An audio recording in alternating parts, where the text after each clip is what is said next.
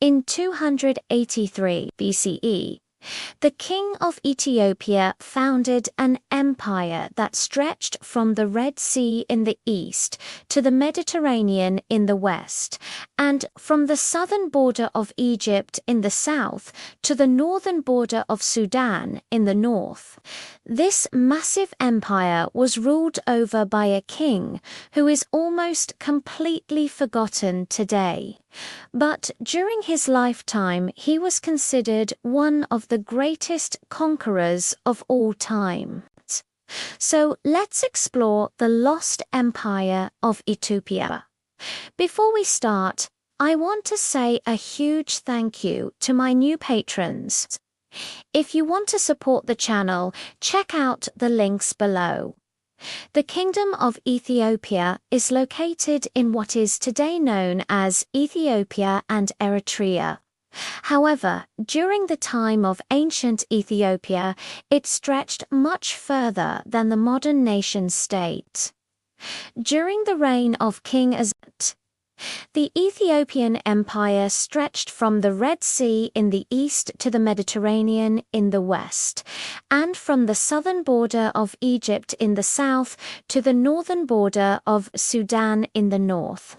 In fact, at its greatest extent, the empire was larger than both Egypt and Greece at their greatest territorial extents.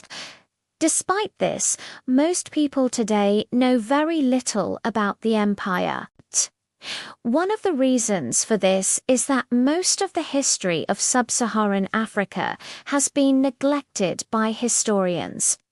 In fact, most of the history of Africa before the arrival of the Europeans is not taught in schools. As a result, many people have a very limited understanding of the history of Africa and the many great empires that existed there.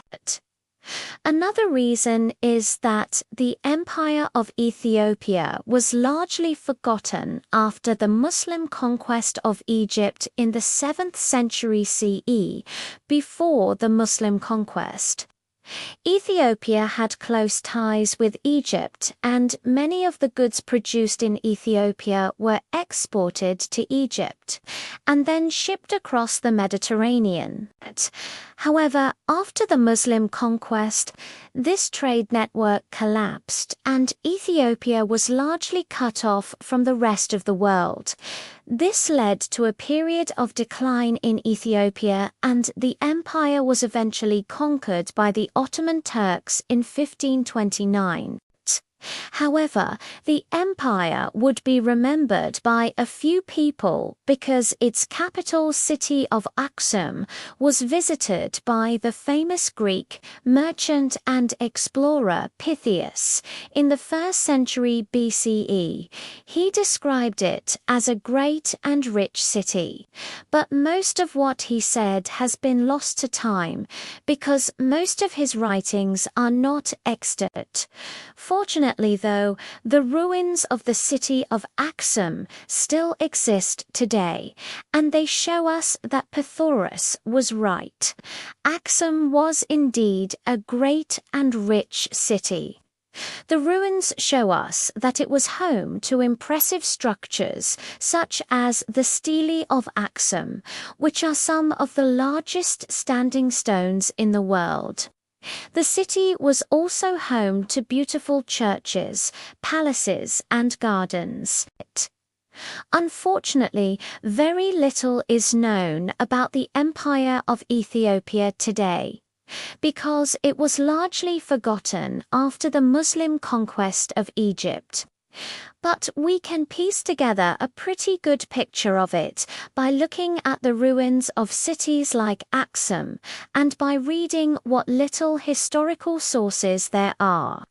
What we find is that the Empire of Ethiopia was a powerful and prosperous one.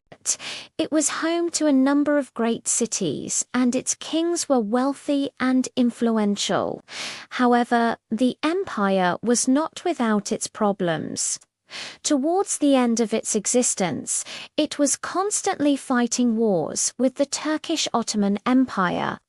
Eventually, the Ottomans conquered Ethiopia, and the empire came to an end.